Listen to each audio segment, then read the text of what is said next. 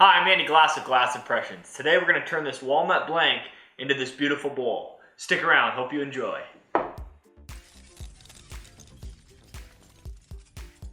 I start with the turning blank on my bench, and using a straight edge, I mark out the center of the blank. I then use a standard twist drill bit to drill a pilot hole for the Nova screw chuck. I screw the main chuck on my lathe, making sure the last twist makes a good impact to lock it in place. I then take my screw chuck that is partially started into the turning blank and tightly secure it into the chuck. I prefer not to cut my blank round, as I utilize the corners to help and provide leverage when turning in the screw chuck into the blank. I then head to the bandsaw and cut off the corners to speed up the process of making the blank round.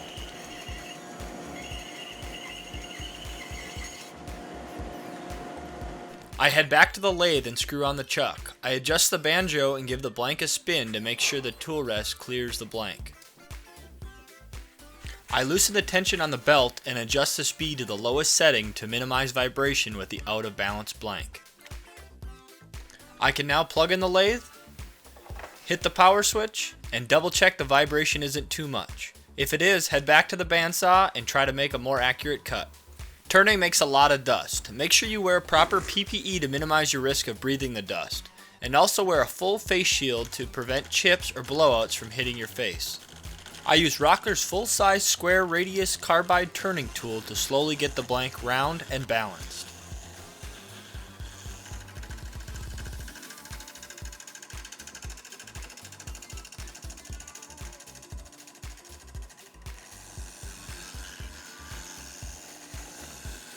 With the blank now round, I start to shape the tenon that will fit into the jaws of the chuck.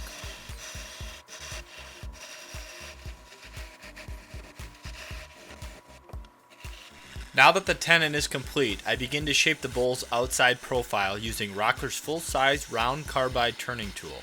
This round cutter shape makes it a breeze to introduce curved elements into your turnings.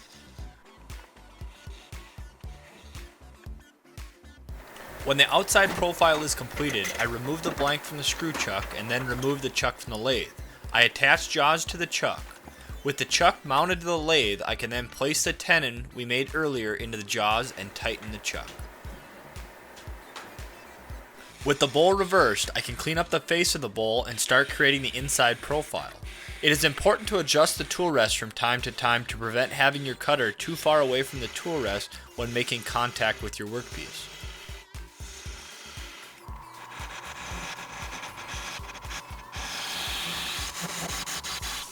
With the inside profile completed, I can then sand both the inside and outside down to the desired grit.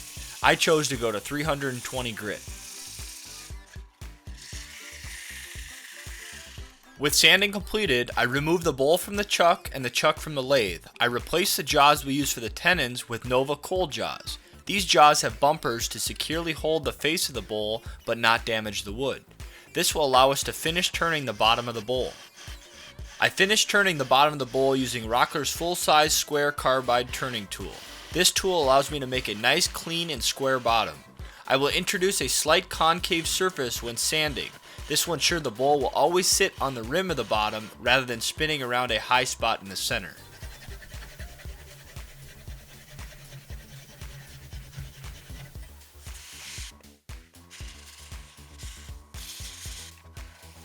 With the bottom of the bowl completed, I apply Mahoney's Finishes Oil Wax Finish with the shop towel. It is a blend of beeswax, carnauba wax, and walnut oil.